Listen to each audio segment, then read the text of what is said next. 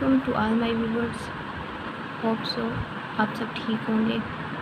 आज जो हम टॉपिक डिस्कस करेंगे वो है ब्रोंकिएक्टेसिस। पिछले कुछ वीडियोस में मैंने जो है ना वो रिस्पायरेटरी सिस्टम से ही रिलेटेड डिजीज़ को डिस्कस किया था। आज फिर जो है वो हम उसी टॉपिक को लेके चलेंगे, रिस्पायरेटरी डिजीज़ को। तो उसमें जो है वो हम लोग ब्रोंकिएक्टेसिस को जो है वो डिस्कस करेंगे। वीडियो स्टार्ट करने से पहले जिसने मेरा चैनल सब्सक्राइब नहीं किया वो मेरा चैनल सब्सक्राइब कर दें और साथ में दिए हुए बेल आइकन के बटन को प्रेस कर दें ताकि मेरी हर नई आने वाली वीडियो आप तक पहुंच सके। तो आज हम डिस्कस करेंगे ब्रोंकिएक्टेसिस। अब ब्रोंकिएक्टेसिस बेसिकली ये भी हमारे पास जो है वो एक रिस्पायरेटरी डिजीज़ है, लंग रिलेटेड है। इसमें हमारे पास जो है वो दो चीज़ें हो रही होती हैं। क्या होता है कि एक हमारे पास जो है वो हमारी डायलेशन हो जाती है, ठीक है, और एक हमारे पास जो है वो डिस्ट्रक्शन हो जाती है। अब होती किसकी है डिस्ट्रक्शन और डायलेशन? हमारे पास जो ब्रोंकियाई प्रेजेंट होते हैं हमारे लंग्स में, हमारे रिस्पायरेटरी सिस्टम का जो पार्ट है उनमें क्या होती है कि डायलेशन या अगर डिस्ट्रक्शन हो गई है तो वो हमारे पास ब्रोंकिएक्टेसिस में लीड करेगी। अब इनकी जो है वो डायलेशन होती क्यों है और डिस्ट्रक्शन होती क्यों है ब्रोंकाई की? अब होता क्या है कि हमारे पास जो है वो ब्रोंकाई वॉल्स प्रेजेंट होती हैं, ठीक है। क्या होती हैं? ब्रोंकाई वॉल्स जो है वो प्रेजेंट होती है, ठीक है। अब ये जो वॉल्स है ब्रोंकाई वॉल्स, इनको जो है वो कुछ हमारे पास जो मस्कुलर लेयर्स होती हैं, ठीक है, और कुछ हमारे पास जो है वो इलास्टिक लेयर्स होती हैं, उन्होंने सराउंड किया हुआ था इन वॉल्स को।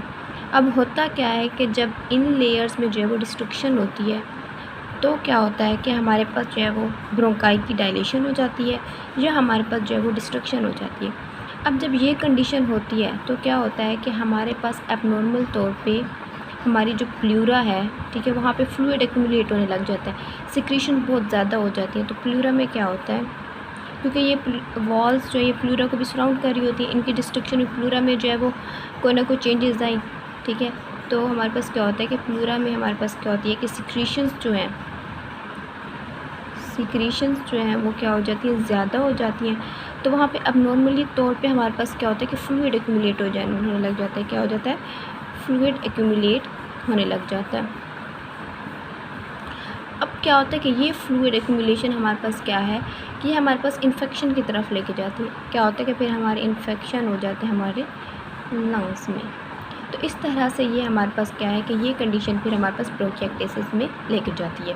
तो बेसिकली ब्रोंकिएक्टेसिस क्या होता है कि इसमें हमारे पास जो है वो ब्रोंकाई की डायलेशन हो जाती है और फिर हमारे पास साथ ही साथ क्या हो जाती है, डिस्ट्रक्शन हो जाती है। अब ये डिस्ट्रक्शन होती क्यों है या ये डायलेशन ब्रोंकाई में होती क्यों है?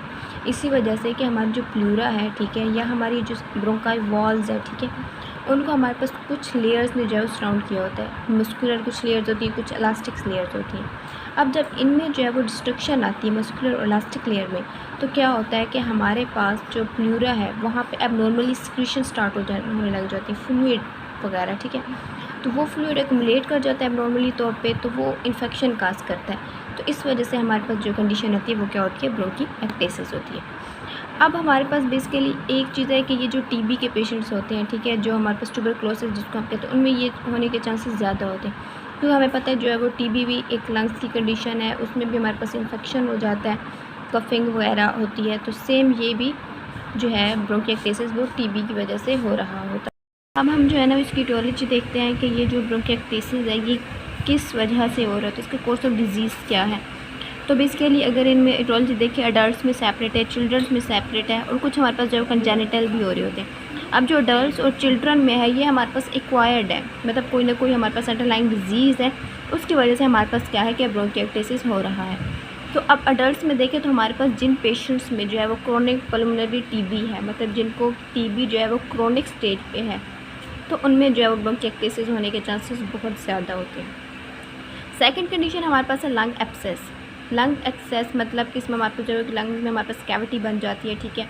तो जिन पेशेंट में ये कंडीशन में भी ब्रोंकिएक्टेसिस जो होने के चांसेस ज़्यादा हैं, ये जिनमें एंडोब्रोंकियल ऑब्स्ट्रक्शन हो जाती है, ठीक है, मतलब हमारी ब्रोंकिया है जो लंग्स है, ठीक है, हमारे पास वहाँ पे कोई ना कोई ऑब्स्ट्रक्शन हो जाता है जिस पर रिस्पायरेशन प्रॉपर्ली नहीं हो रही थी, तो उन पेशेंट में भी हमारे पास क्या है कि ब्रोंकिएक्टेसिस होने के चांसेस ज़्यादा है। इसके अलावा हमारे पास जो है रूमेटॉइड आर्थराइटिस के पेशेंट्स हो गए, ठीक है, अल्सरेटिव कोलाइटिस के पेशेंट, जीआईटी का जिनको कोई ना कोई इशू है, ठीक है, जॉइंट्स के जिनको, उनमें भी जो हमारे पास है ब्रोंकाइटिस होने के चांसेस जो है ज़्यादा। लेकिन इनमें इन 2 कंडीशन में हमारे पास जो है चांसेस जो है वो रेयर कंडीशन में होते हैं, मतलब ज़्यादा नहीं है। तो समहाउ किसी न किसी पेशेंट में हो सकते हैं, 1000 में से 1 पेशेंट में या 2 पेशेंट्स में जो है वो हो सकते हैं। अब चिल्ड्रंस में देखें तो चिल्ड्रंस में क्या होता है कि हमारे पास जब ब्रोंकियल डिस्टेंशन हो जाती है, मतलब ब्रोंकियल डायलेशन हो जाती है, तो उसकी वजह से हमारे पास क्या होता है कि हमारे पास एक्यूमुलेशन हो जाती है बहुत ज़्यादा पस की, ठीक है। तो उसकी वजह से हमारे पास क्या होती है कि हमारे जो लिम्फ नोड्स हैं उनकी स्वेलिंग हो जाती है। तो ऐसे पेशेंट जिनमें लिम्फ एडिनोपैथी हो उनमें भी हमारे पास क्या है कि ब्रोंकियो एक्टेसिस होने के चांसेस जो है वो ज़्यादा होते हैं। सेकेंड कंडीशन जो हमारे पास अल्फ़ा-1 एंटीट्रिप्सिन डेफिशिएंसी, तो अल्फ़ा-1 एंटीट्रिप्सिन डेफिशिएंसी जिन पेशेंट्स में होगी, जिन चिल्ड्रंस में होगी, तो उनमें भी हमारे पास जो है ब्रोंकियोएक्टेसिस होने के चांसेस ज़्यादा हो जाते हैं। अब हमारे पास ये तो थे एक्वायर्ड कि मतलब समहाउ किसी न किसी अंडरलाइंग डिजीज़ की वजह से हमारे पास जो ब्रोंकियोएक्टेसिस हो रहा था वो ये इन कंडीशन थी। लेकिन कंजेनिटल क्या है कि कोई ना कोई बाय बर्थ इशू की वजह से, बाय बर्थ डिजीज़ की वजह से हमारे पास क्या है कि ये हमारे पास जो है ब्रोंकियोएक्टेसिस हो सकती है। इसमें हमारे पास सिस्टिक फिब्रोसिस होता है, ठीक है, और हमारे पास जो है सिल्वरी डिसफंक्शन, इन 2 कंडीशंस की वजह से हमारे पास जो है ये कंडीशन हो सकती है। इसका हम क्लिनिकल फीचर्स देखें तो हमारे पास क्या क्या सिम्टम्स आ रहे होते हैं जिन पेशेंट्स को हमारे पास जो है ब्रोंकियोएक्टेसिस की कंडीशन जो है वो मिल रही होती है। तो इसमें सबसे पहले हमारे पास जो पहला सिम्टम है वो कफ़ हो रही होती है। उन पेशेंट में जो है वो कफ़ बहुत ज़्यादा होती है। क्यों होती है कि हमारे पास क्या होता है कि पस जो है ना वो इकट्ठी हो जाती है, एक्यूमुलेट हो जाती है ब्रोंकाई में, तो जिसकी वजह से हमारे पास जो है वो सुबह के वक्त बहुत ज़्यादा जो है उन पेशेंट को जो है वो कफ़ होती है। इसके बाद स्पूटम मतलब उनके साथ साथ क्योंकि उनकी एक्यूमुलेशन हो जाती है पस की लंग्स में, तो हमारे पास जब वो खांसते हैं तो उसके साथ साथ बलगम, स्पूटम जिसको कहते हैं बलगम को कहते हैं, तो साथ साथ वो भी उनको आ रहा होता है, ठीक है।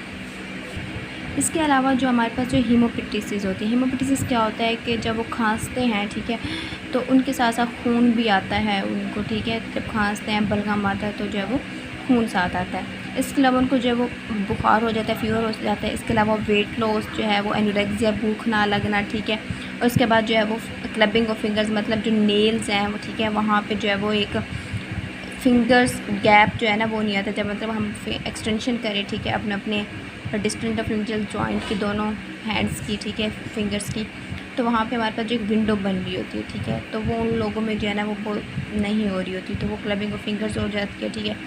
अब इसमें जो हम लोग कैसे पता लगेगा कि जो है इन पेशेंट में जो है ना ये ब्रोंकियोएक्टेसिस है, तो हम लोग जो इन्वेस्टिगेशन में जो है हम लोग क्या क्या करेंगे, उसमें हम जो है स्पूटम टेस्ट करेंगे, ठीक है। इसके अलावा एक्सरेज जो है वो हम लोग करवाएंगे चेस्ट के, CT स्कैन हम लोग करवाएंगे, ठीक है। और इसके अलावा जो है वो हम लोग ब्रोंकोस्कोपी करवाएंगे। इस तरह से फिर जो पॉजिट्रॉन एमिशन टोमोग्राफी वगैरह करवाएंगे। इससे हमें पता लगेगा कि आइदर जो है इनको ब्रोंकोएक्टेसिस है इन पेशेंट्स में या नहीं है, ठीक है।